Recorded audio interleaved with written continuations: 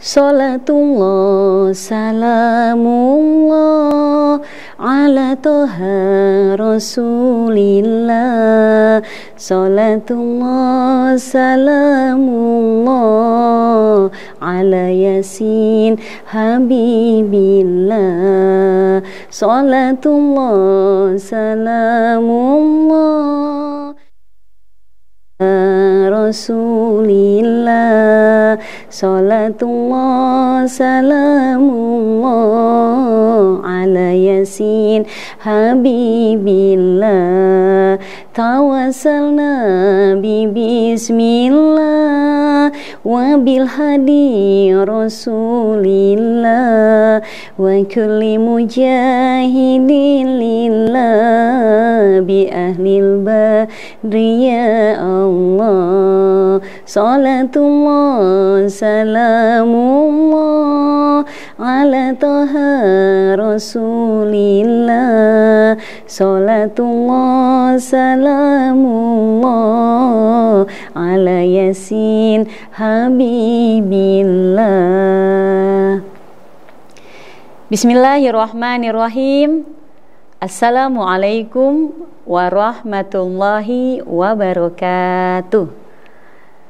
Alhamdulillah, alhamdulillahi rabbil alamin, wabihi nasta'inu ala umrid dunya waddin, wassalatu wassalamu ala asrafil anbiya'i wal mursalin, wa ala alihi wa ashabihi wa man tabi'ahum bi ihsanin ila yaumiddin. Subhanaka la ilma lana illa ma 'allamtana innaka antal alimul hakim. Qala rabbi shrah li sadri wa yassir li amri wahlul 'uqdatam min lisani yafqahu qawli. Rabbi zidni ilman warzuqni fahman. Amin. Amma ba'd. Para pemirsa dari Muslimah yang dimuliakan dan senantiasa dirahmati Allah Subhanahu wa taala, alhamdulillah berjumpa kembali dalam kajian dari Muslimah yang insya Allah mudah-mudahan menambah wawasan dan bisa mendatangkan kemanfaatan untuk kita semua. Dan pada kesempatan kali ini kita senantiasa memanjatkan rasa puja dan puji syukur kita kehadirat Allah Subhanahu wa taala atas limpahan karunia-Nya, limpahan nikmat yang diberikan kepada kita semua, yang mana nikmat yang Allah berikan kepada kita tidak bisa kita hitung satu persatu. Wa in ta'uddu ni'matallahi la tuhsuha.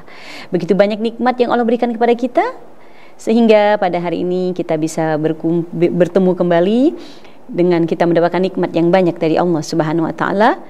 Di antaranya kita masih diberikan nikmat sehat walafiat, nikmat panjang umur, dan nikmat kita masih bisa beraktivitas, beribadah. Semoga aktivitas dan ibadah yang kita lakukan diterima dan diridhoi oleh Allah Subhanahu wa taala.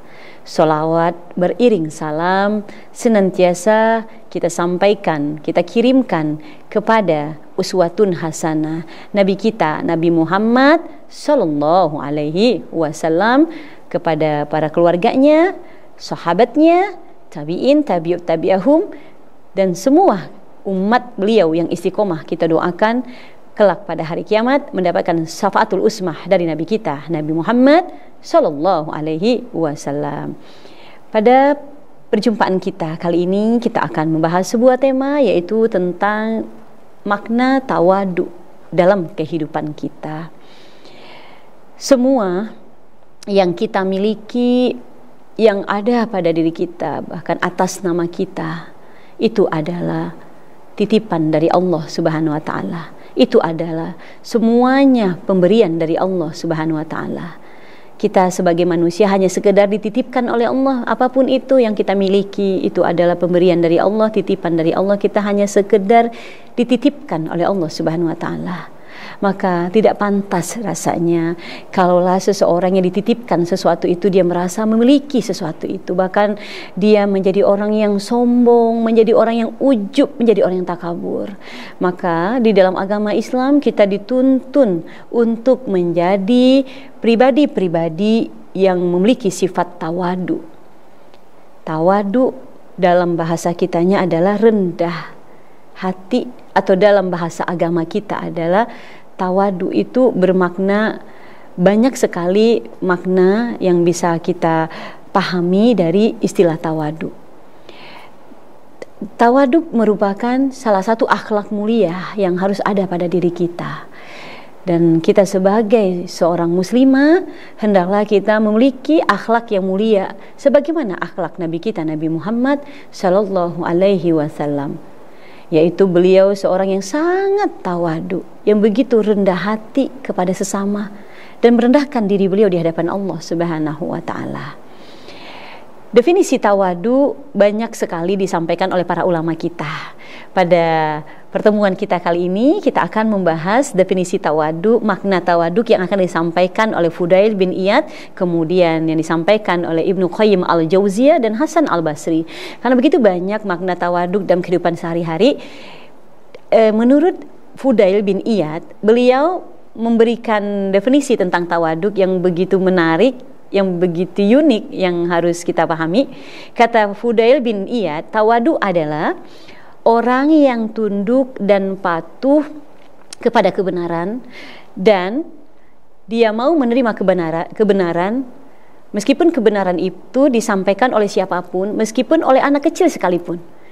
Kalau yang menyampaikan kebenaran itu anak kecil, kalau yang dia sampaikan itu ada sesuatu yang benar, sesuatu yang baik, dia akan mengikuti kebenaran tersebut. Jadi menurut Fudail bin Iyad, tawadu itu adalah orang yang tunduk dan patuh kepada kebenaran, dan dia menerima kebenaran dari siapapun kebenaran itu disampaikan, meskipun kebenaran itu disampaikan oleh anak kecil sekalipun, kalau itu kebenaran dia akan mengikutinya. Jadi itu tawadu, orang yang rendah hati. Dan tawadu disampaikan juga oleh Ibnu Qayyim al-Jauziyah. Beliau mendefinisikan makna tawadub adalah hati yang rendah kepada Allah Subhanahu wa taala, kemudian rendah hati kepada hamba-hambanya Allah, dan orang yang tawadu itu adalah merasa dia orang yang tidak lebih baik dari siapapun yang dia jumpai. Jadi tawadu itu menurut Ibnu Qayyim al-Jauziyah adalah orang yang hatinya rendah, yaitu hati yang rendah kepada Allah Subhanahu wa taala, kemudian rendah hati kepada sesama hambanya Allah, dan kemudian dia tidak merasa orang lain itu, dia merasa dirinya tidak lebih baik daripada orang lain. Jadi itu tawadu menurut Ibnu Qayyim al-Jauziyah. Dari definisi ini kita bisa memahami tawadu itu artinya adalah rendah hati, bukan rendah diri. Kalau rendah diri tidak dianjurkan dalam agama kita, berarti kita orang yang minder. Tapi kita dianjurkan, ya dituntun kita agar memiliki sifat yang rendah hati, lebih-lebih kepada sesama manusia.